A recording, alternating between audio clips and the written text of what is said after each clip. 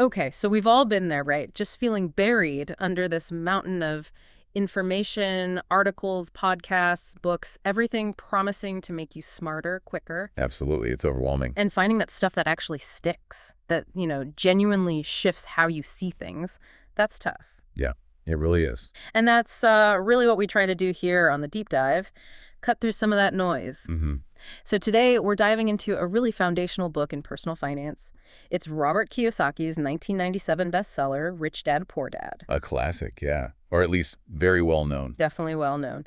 Our mission today is basically to unpack its main ideas, talk about the insights that still hold up, and maybe flag a few spots where, you might want to think a bit more critically. Sounds good. So by the end, you'll have a really solid feel for what it's about and can decide if it's something you want to pick up yourself. Right. Now, the core of the book, it's really this unique story. Kiyosaki talks about lessons from two very different father figures. The two dads, yeah. Exactly. His poor dad, that was his biological father, highly educated, PhD, but always seemed to struggle with money. Despite the credentials. Right. And then there's Rich Dad, his best friend's father, who wasn't as formally educated, but was a really savvy businessman and investor. And the book just constantly contrasts them. Constantly. Their beliefs, their habits, the advice they gave, it's all set up to highlight this core idea. The rich just think differently about money, education, opportunity. It's a mindset book, first and foremost. That's crucial, yeah. It's not a how-to manual with step-by-step plans. It's really aimed at shifting your perspective completely, a mindset shift. Agreed. That's the key takeaway up front. Okay, so let's dive into those core lessons then. First big one Rich Dad, Poor Dad really hammers home is the importance of financial education. Mm-hmm. It hits you right away with this idea that, regular school, it just misses this huge, crucial subject. It doesn't teach us how money actually works. Right, the practical stuff. And he has that famous quote, the poor and the middle class work for money. The rich have money work for them. Pretty provocative start. It really is. And what's insightful there, I think, is how the book argues that understanding things like assets, liabilities, investing, taxes, even how businesses run, Yeah. it's not just nice to know. Right. It's presented as absolutely critical for building any kind of long-term wealth. It's about moving from just, getting a paycheck. Being passive. Exactly. To actively understanding and engaging with the financial systems around you. It explains why this matters for your future, right from page 1, basically. And building right on that need for financial education, the book introduces a concept that sounds simple, but really isn't when you dig in. The difference between assets and liabilities. Yes. The core definition. Yeah, he puts it very starkly. An asset puts money in your pocket. A liability takes money out. Simple. Yeah. What's your take on how that challenges maybe how we usually think about our finances? Well, I think what's striking is how Kiyosaki just flips the script on what many of us are taught is a good investment. He simplifies it way down compared to, say, formal accounting. Okay. For him, if it doesn't generate positive cash flow for you, it's not really an asset in his terms. That's why he's famously kind of down on your primary residence, your own home, unless you're renting out part of it. Right, because it costs you money each month. Exactly. Yeah. It forces you to ask, is this house, even if it's appreciating on paper, truly an asset? If it's constantly draining cash for the mortgage, taxes, insurance, upkeep. That was pretty revolutionary for a lot of people back in '97, and honestly, it still makes people pause today. Yeah, I bet. So the book really pushes you towards buying or creating things that generate income rental properties, dividend stocks, maybe your own business. And it warns you against bad debt or spending too much on things that, look good but just drain your wallet. Like the fancy car, maybe. Like the fancy car with the big payment and the insurance and the depreciation, yeah. Or maybe the oversized house with huge running costs. Liabilities often masquerade as assets in our usual thinking. Yeah, I think we can all picture that. It definitely makes you look twice at that dream purchase. Okay, another really interesting, maybe provocative idea is work to learn, not just to earn. Which kind of goes against the grain, right? Usually it's chase the higher salary. What's the deeper point there? Right.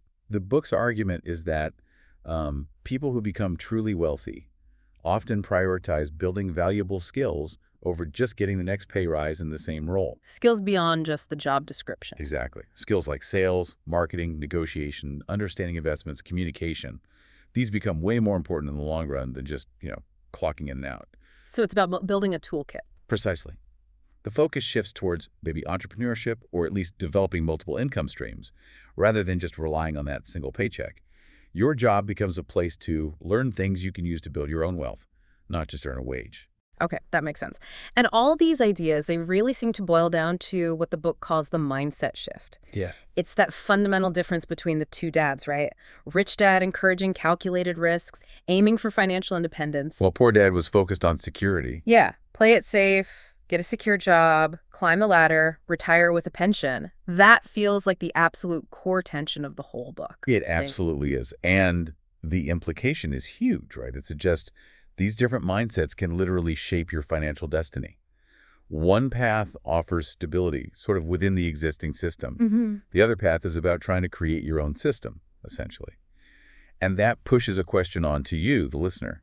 Where are your own financial comfort zones? Right. And what might happen if you challenge them, even just a little bit?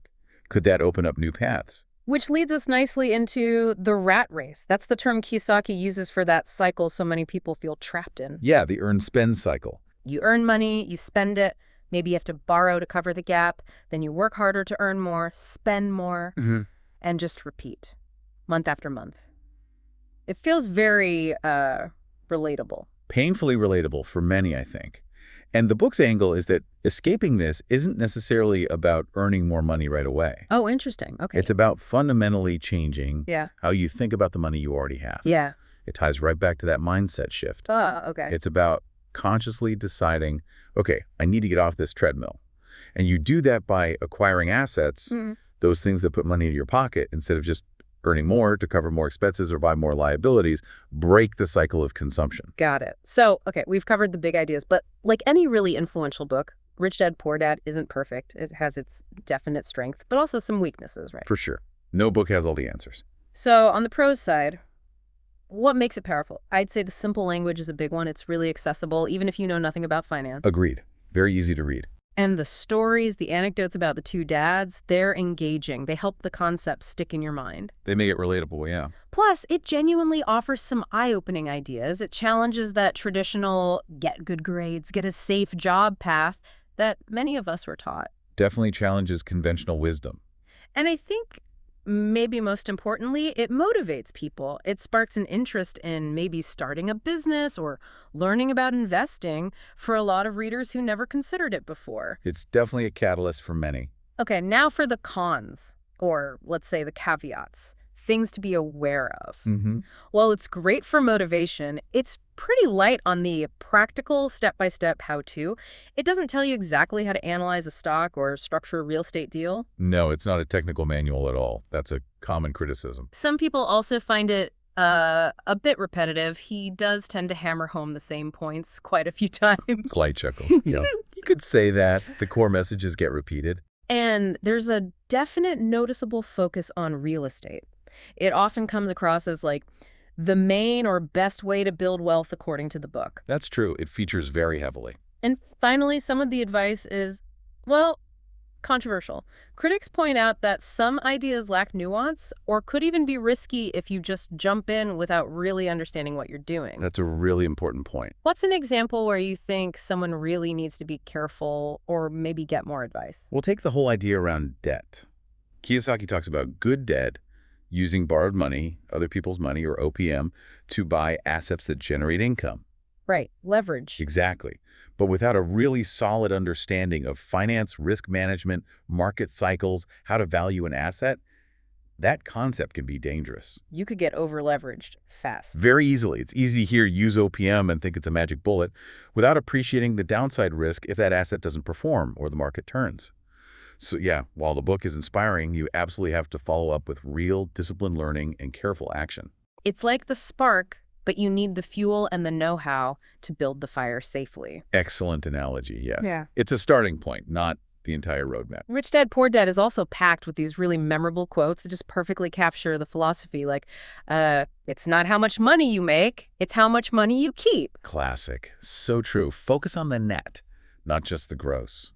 And another powerful one. In the real world, it's not the smart who get ahead, but the bold. Encourages action over just analysis. And maybe the most central one, the single most powerful asset we all have is our mind. Yeah, that ties it all together. These aren't just catchy phrases, are they? They're really calls to think differently, to act differently. Well, how much money you keep forces you look at your spending, your savings rate, your net worth, not just your salary. The bold get-ahead pushes you past fear or overthinking and towards taking calculated risks. And the mind is the most powerful asset that reinforces the whole idea of the book. Leverage your thinking, learn continuously, adapt. That's how you build wealth, not just by trading time for money. Yeah, good points. So putting it all together, who should actually read this book? Who is it really for? Based on our chat, I'd say definitely students, young adults, maybe just starting out thinking about money for the first time. It's a great primer on a different way to think. Good starting point for them, yeah. Also, maybe people in regular 9-to-5 jobs who feel a bit stuck or are starting to question that traditional career path and want to explore other money strategies. Opens up possibilities, yeah. Aspiring entrepreneurs, too, they'll probably find a lot of encouragement for taking those calculated risks. Definitely resonates with that mindset. And really, anyone who's a beginner in personal finance, as long as they remember, like we said, it's a mindset book, not a technical guide. Exactly. And it's useful for all those groups precisely because it challenges the norms. For students, it's like, whoa, there's another way to think about this. Right. For employees, it offers an alternative perspective to just climbing the corporate ladder. For entrepreneurs, it kind of validates that desire to build something. And for beginners, it makes complex ideas feel accessible and motivating. It sets the stage for wanting to learn more without drowning you in jargon up front. Okay, so wrapping this up, our final verdict on Rich Dad, Poor Dad. I'm sticking with a solid 4.5 out of 5 stars. Sounds about right. But with that big asterisk, Yeah. it is not a how-to manual. You won't get rich just by reading it. Definitely, yeah. But what it is and why it's been so influential is that it's a really powerful mindset shift. It fundamentally challenges how you might think about jobs, education, and crucially, money. It gets you asking different questions. It really does. So if you, listening right now, have ever felt kind of stuck in that paycheck to paycheck grind. The rat race. Yeah, the rat race. Or if you've been hesitant to maybe try different financial approaches because they seemed, I don't know, unconventional or too risky, then this deep dive, understanding the core of Rich Dad, Poor Dad, it really could spark something for you. It could be a catalyst. But, and this is the crucial, but we keep coming back to that spark needs fuel. That transformation requires follow-up, real learning, proper research, disciplined action. Absolutely critical caveat. It's the start of a journey, not the destination. So building on that idea, we mentioned that our mind is our most powerful asset, and thinking about those two different dads. Rich Dad, Poor Dad. We want to leave you with maybe a provocative thought to chew on. Okay. What financial advice have you received in your life, from family, maybe from school, just from society in general? Well, conventional wisdom. Yeah. And how might challenging those long-held beliefs, even just a little bit, maybe open up totally new possibilities for your own financial journey? It's a powerful question. Are you just following the script you were given? Exactly. Is your current path really getting you where you want to go long-term, financially speaking? Or is there maybe an opportunity there to embrace a bit more of that rich dad approach, that focus on learning, on assets, on taking calculated action, something to think about?